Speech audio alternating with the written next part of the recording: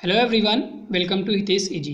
Friends, इस video में हम सॉल्व करेंगे इंपॉर्टेंट एमसीक्यू क्वेश्चन। टॉपिक है सिल्वीकल्चर। फ्रेंड्स, अगर आपको इस वीडियो का पीडीएफ चाहिए तो आप हमारा टेलीग्राम चैनल ज्वाइन कर सकते हैं, लिंक आपको डिस्क्रिप्शन में मिल जाएगा। इससे पहले भी इसी टॉपिक पर एक वीडियो अपलोड हुआ है, अगर आपने वो वीडियो नहीं देखा है तो लिंक आपको डिस्क्रिप्शन में मिल जाएगा, जहाँ से जाकर आप वो वीडियो देख सकते हैं। अगर आपको और किसी टॉपिक पर वीडियो चाहिए तो आप कमेंट में बताएं, उस टॉपिक पर हम आपको वीडियो प्रोवाइड करेंगे। आइए शुरू करते हैं।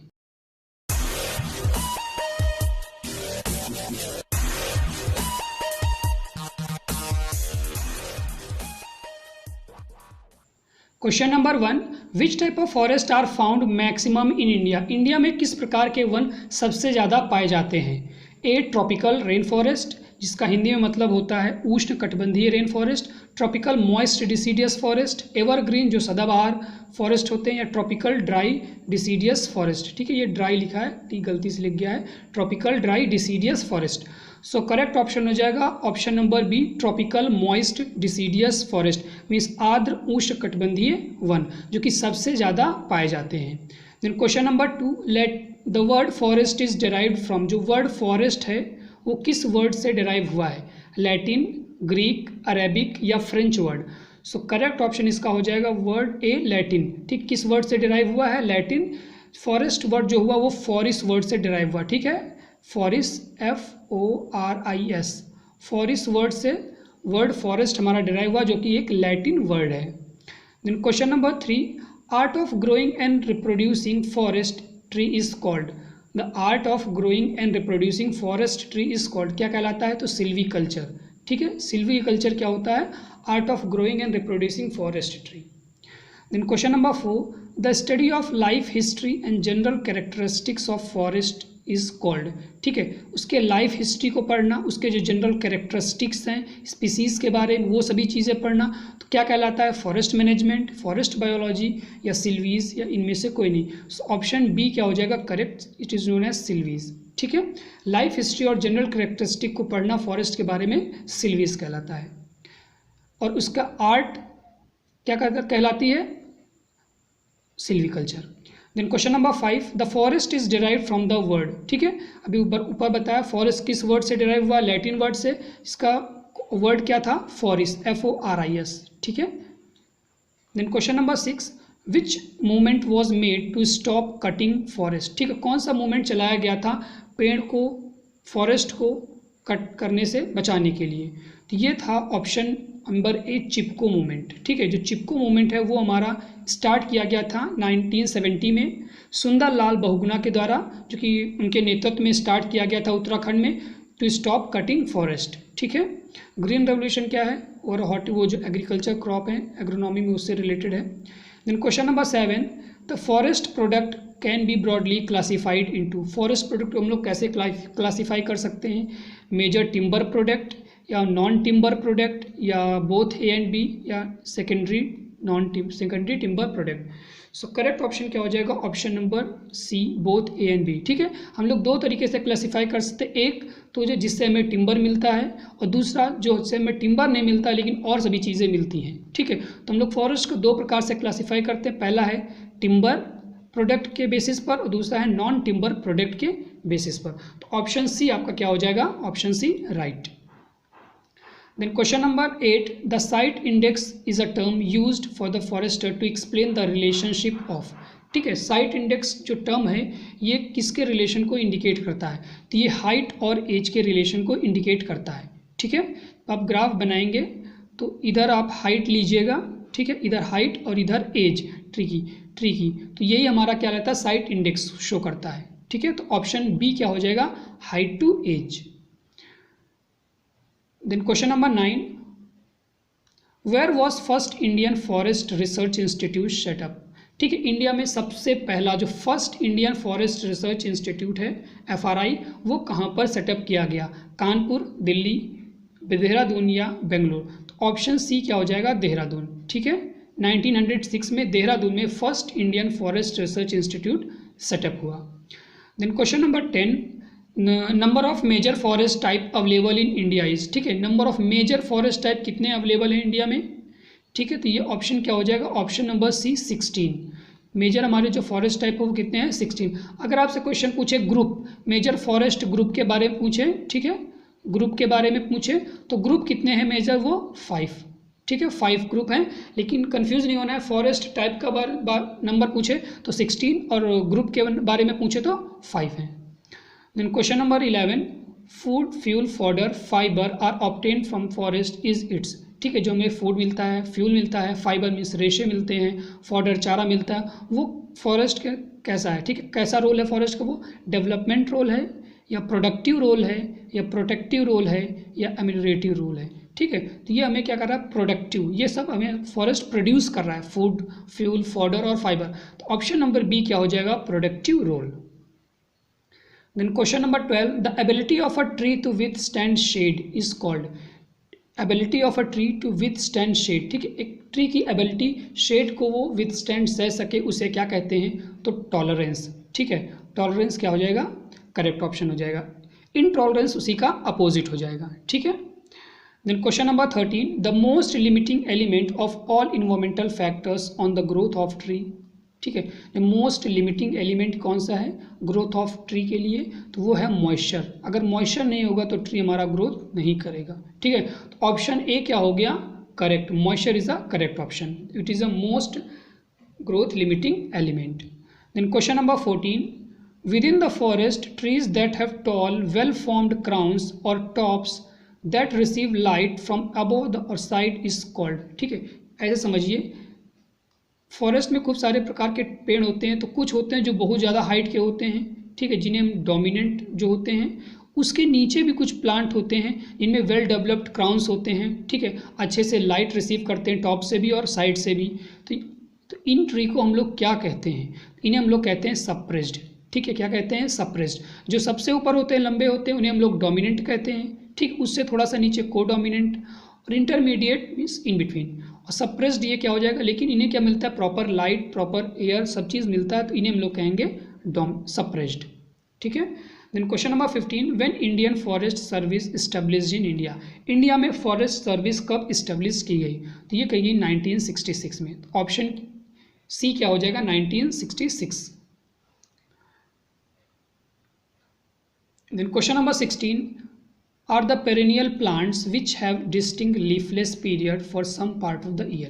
perennial का मतलब ऐसे प्लांट जो कि more than 2 ईयर, ठीक है, अपनी साइकिल कंप्लीट करते हैं, मीन्स अगर हम लोग उन्हें शो करेंगे, सीडलिंग पहले साल सीडलिंग तैयार होगी, नेक्स्ट बार वो अपना ग्रोथ करेंगे, then 3rd year 4th year में वो फ्लावर और फ्रूट देंगे, ठीक है। तो perennial plant which have distinct leafless period, मतलब उसमें पत्तियां नहीं होती है, leafless period for some part of the year, जिसे हम लोग पतझड़ बोलते हैं, ठीक है। तो ये किस में होता है, ये डिसीडियस स्पीसीज जो होती हैं उनमें होता है, क्या होता है, पतझड़, ठीक है।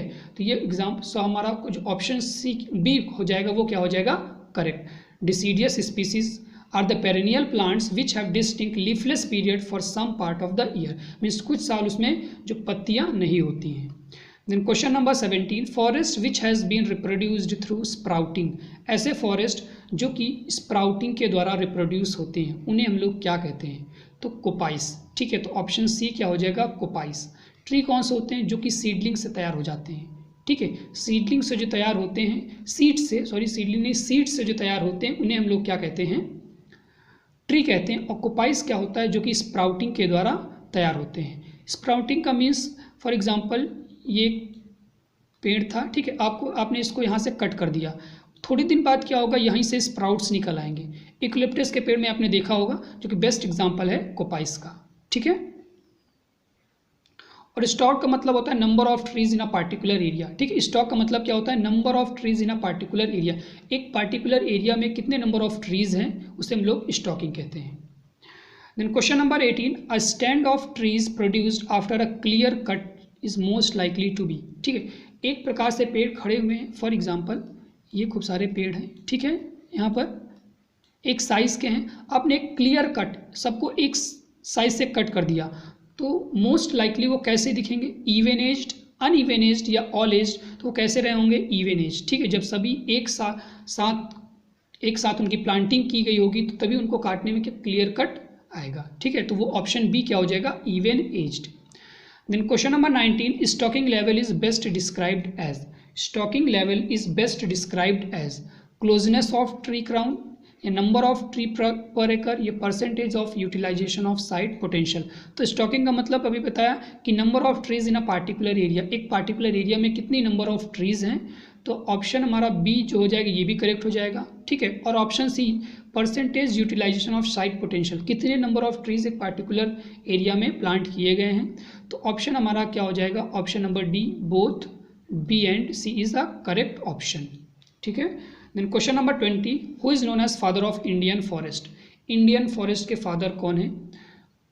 A sir Dietrich Brandis, Odum, Tansley या सेथ। सो टेंसली तो हमारे किसके हैं, इकोसिस्टम के हैं। तो ऑप्शन ए क्या हो जाएगा, सर डैट्रिच ब्रैंडिस, ठीक है, जो कि हैं father of Indian forest. Then question number 21, indicates the productivity capacity of specified area of forest land of a particular species. क्या हो जाएगा correct option, stand density, hardness, या साइट क्वालिटी और इंडेक्स, या all of them. So option क्या हो जाएगा, option number B, site quality और इंडेक्स, ठीक है। Then question number 30, deciduous trees are not referred as. जो डिसीडियस ट्रीज होते हैं उनमें क्या नहीं होता है, ब्रॉड लीफ नहीं होती है, तो ये करेक्ट ऑप्शन है। उसमें ब्रॉड लीफ होती हैं, हार्ड वुड भी होते हैं, ठीक है, लेकिन वो सॉफ्ट वुड नहीं होते। तो ऑप्शन आपका सी बी क्या हो जाएगा correct, they are not referred as soft wood. उनमें जो वुड होती है वो हार्ड होती है और ब्रॉड लीव्स होते हैं। Then question number 23, forest rich state is. ऐसा स्टेट जो कि फॉरेस्ट रिच है, मीन्स जहाँ पर सबसे ज़्यादा फॉरेस्ट पाया जाता है, तो वो हो जाएगा हमारा मिज़ोरम, ठीक है।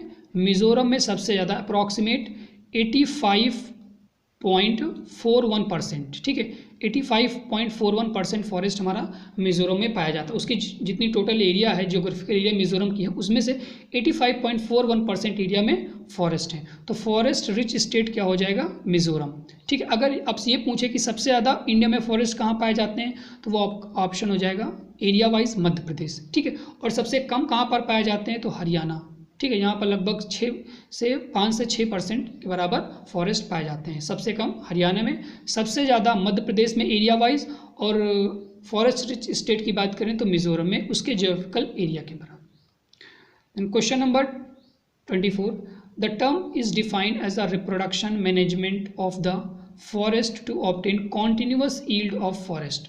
क्या कहलाता है, डेंड्रोलॉजी, ठीक है।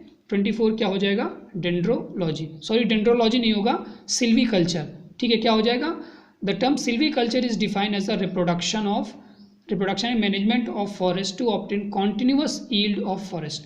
ऑप्शन सी क्या हो जाएगा, सिल्वीकल्चर।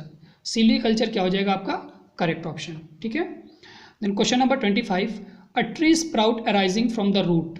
ऐसा ट्री स्प्राउट जो कि रूट से अराइज हो रहा है, ठीक है, ये प्लांट है, यहाँ से स्प्राउटिंग हो रही है रूट से, तो उसे हम लोग क्या कहते हैं, सकर्स, ठीक है। आपने पढ़ा होगा पाइनएप्पल में हम लोग सकर्स यूज़ करते हैं, ठीक है। बनाना में हम लोग प्लांटिंग के लिए सकर्स यूज़ करते हैं, उसे क्या कहते हैं, suckers. Over crowding reduce the dash of a tree. अगर कहीं पर ओवर क्राउडिंग है तो वो क्या रिड्यूस कर देंगे, ठीक है। तो क्या कर देंगे, option number C, diameter. Overcrowding reduce the diameter of a tree, ठीक है। तो ऑप्शन डी क्या हो जाएगा, करेक्ट ऑप्शन हो जाएगा, overcrowding reduce the diameter of a tree. Then question number 27, leaves and branches of a tree are referred as. जो leaves और ब्रांचेस होती हैं ट्री की, उन्हें क्या कहते हैं, डोमिनेंट, ठीक है। दो ऑप्शन हो गए, डोमिनेंट, बोल या क्राउन। सो ऑप्शन बी क्या हो जाएगा, crown. Leaves and tree of a branches are referred as crown. Then question number 28, the identification of tree according to the species is called. Tree का identification करना उनके species के basis पर क्या कहलाता है, फॉरेस्टी, इकोलॉजी, सिल्वीज या डेंड्रोलॉजी। सो ऑप्शन डी क्या हो जाएगा, डेंड्रोलॉजी, ठीक है। ट्री को आइडेंटिफाई करना उनके स्पीसीज के बेसिस पर क्या कहलाता है, dendrology. Then question number 29, when was national forest policy introduce. India में जो नेशनल फॉरेस्ट पॉलिसी है वो कब इंट्रोड्यूस की गई, तो ये की गई 1952 में, ठीक है। कब की गई, 1952 में हमारी जो नेशनल फॉरेस्ट पॉलिसी है वो इंट्रोड्यूस की गई। Then question number 30, selling standing timber is called. खड़े खड़े जो टिम्बर्स होते हैं, पेड़ होते हैं, उनको सेल कर देना क्या कहलाता है, लाइव, ग्रीन, स्टैंडिंग या स्टम्पेज।